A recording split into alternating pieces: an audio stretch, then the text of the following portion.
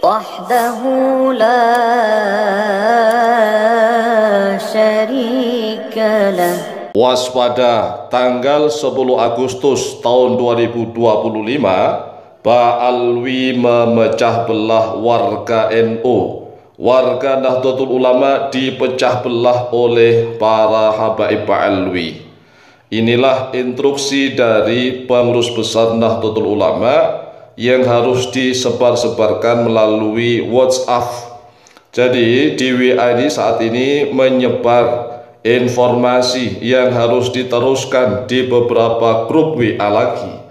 Instruksi dari pengurus besar Nahdlatul Ulama agar warga NU jangan menggunakan atribut-atribut NU yang nanti dilakukan oleh Jatma. Jatma ini bukan milik NU.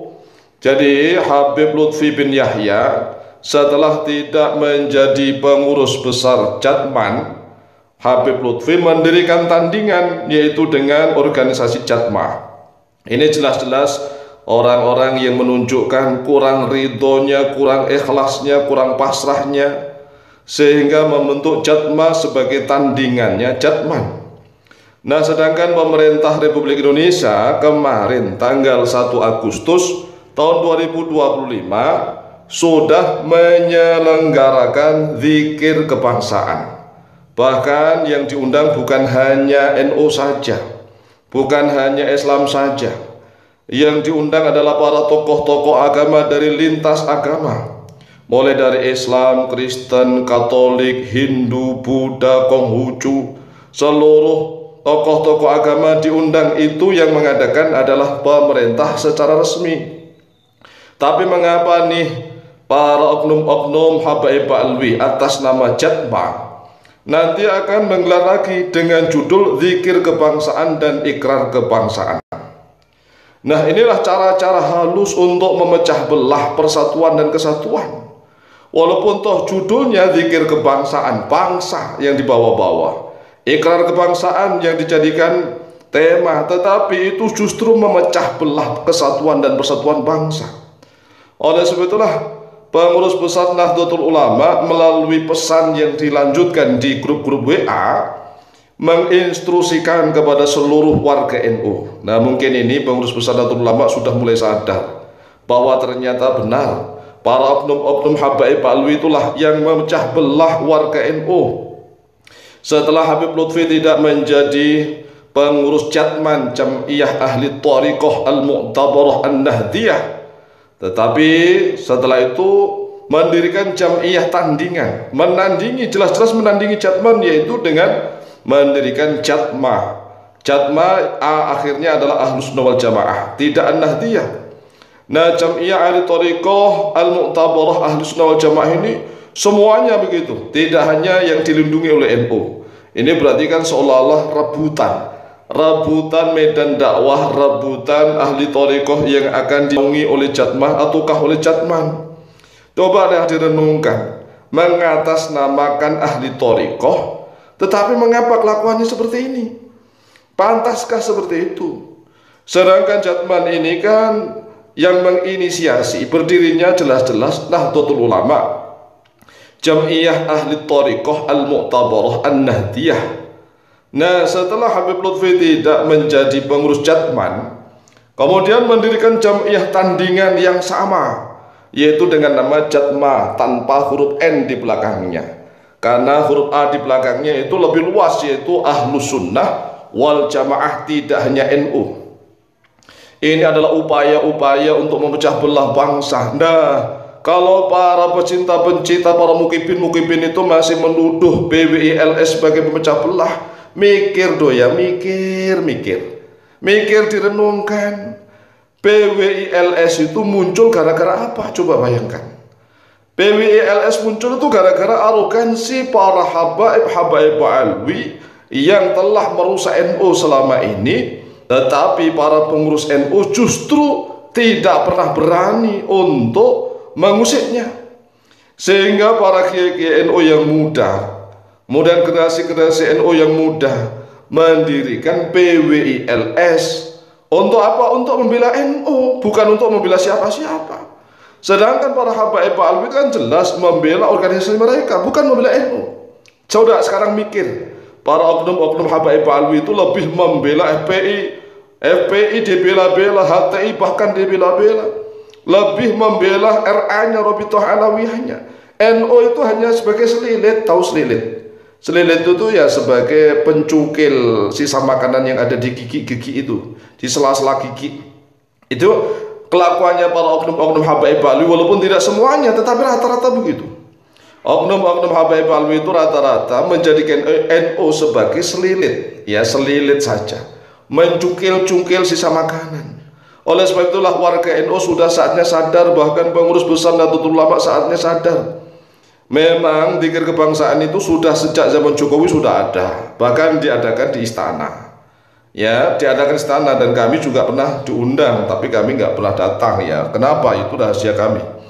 Nah, sekarang ini ada lagi zikir kebangsaan yang dilakukan oleh Presiden Prabowo Subianto, dan tanggal 1 kemarin sudah diadakan. Itu lintas agama mereka hadir bersama. Nah, nanti tanggal 10 ada lagi yang dipromotori oleh Jatma. Oleh sebetulnya seluruh warga Nahdien dan pengurus PCNU, MWJNU, Ranting NU, dan Banom di seluruh tanah air menyampaikan instruksi dari pengurus besar Nahdlatul Ulama, diberitahukan kepada seluruh warga NU menyikapi adanya rencana pengerahan massa untuk hadir di Istiqlal, Jakarta pada tanggal 10 Agustus tahun 2025 dalam acara Jatma yang dibungkus acara ikrar kebangsaan, di mana acara tersebut tidak ada kaitannya dengan organisasi NU dan bukan agenda resmi dari PBNU. Oleh karena itu, untuk semua warga masyarakat yang berencana menghadiri acara tersebut dilarang mengatasnamakan NU, dan dilarang mengatasnamakan Banom NU, dan dilarang membawa simbol-simbol NU. Demikian instruksi dan pemberitahuan ini disampaikan, semoga kita dapat menjaga NU dan bangsa Indonesia dari perpecahan. Sekian, harap maklum adanya dan harap diteruskan ke grup-grup WA. Nah, kami ini membuatnya di video, harap ini juga disebarkan video di kemana-mana. Kita harus mulai cerdik, cerdas, dan pandai bagaimana cara kita menjaga persatuan dan kesatuan. Kalau oknum-oknum habaib Alwi menggunakan acara-acara seolah-olah kebangsaan itu, ya tujuannya untuk kemuliaan mereka. Untuk kemuliaan mereka, tidak ada untuk kemuliaan bangsa Indonesia, itu nggak ada. Tetapi bangsa Indonesia selama ini memang dibodohin oleh mereka. Oleh sebab itulah sadar, wahai saudaraku kaum muslim dan muslimat dan saudaraku sebangsa setanah air Indonesia. Demikian. Selamat atas terlaksananya kegiatan deklarasi Jatma Aswaja pimpinan Mbah Lutfi bin Yahya. Mengapa saya sebut deklarasi? Karena memang itu dilakukan pasca terbentuknya organisasi Jatma dengan susunan pengurus yang sudah dibaca di Pekalongan lengkap, bersamaan dengan acara pengajian Liwonan atau apa itu,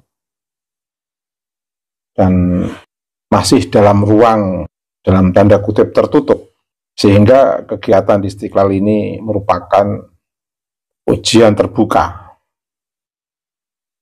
Sehingga di Istiqlal itu seperti membuka, memperkenalkan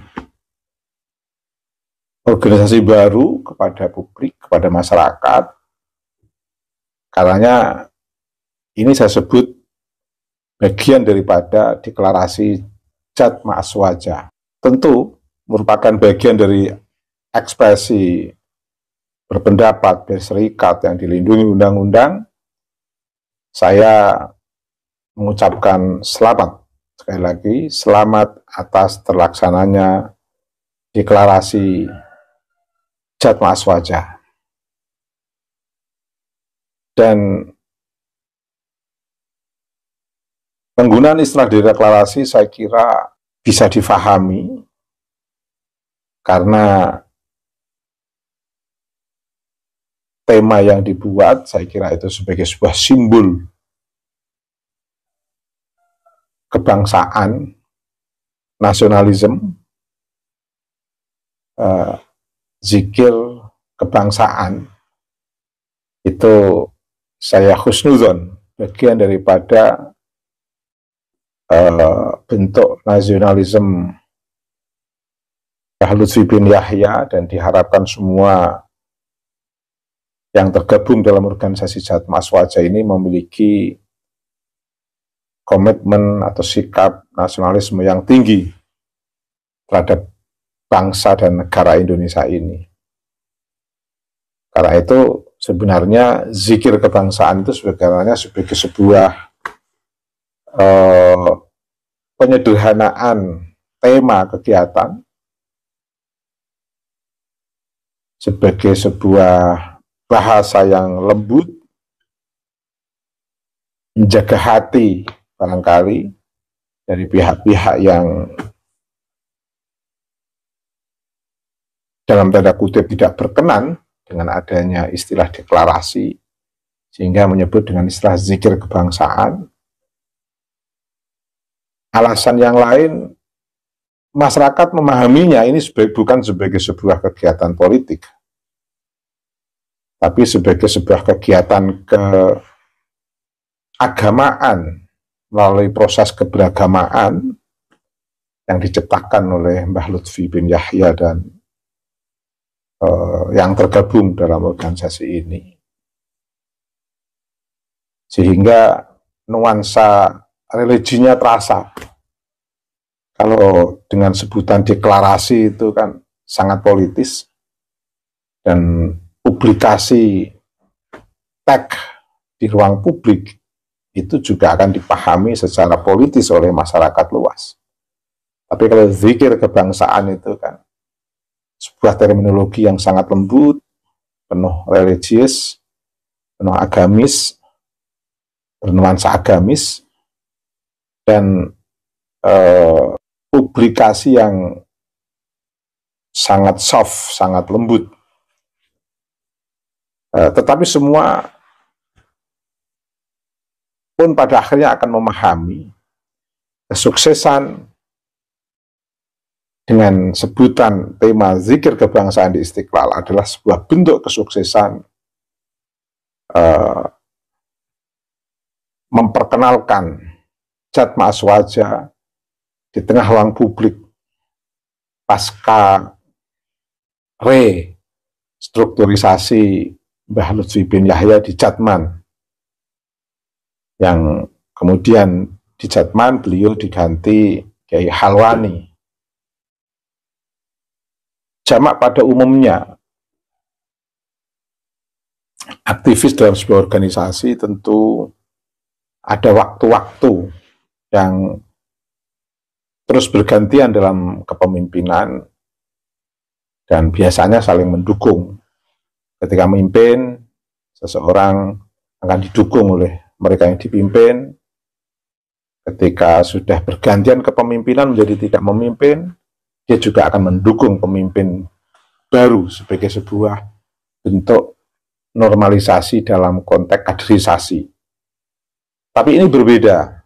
Setelah tidak di Jatman, beliau mungkin karena masih kuat untuk membuktikan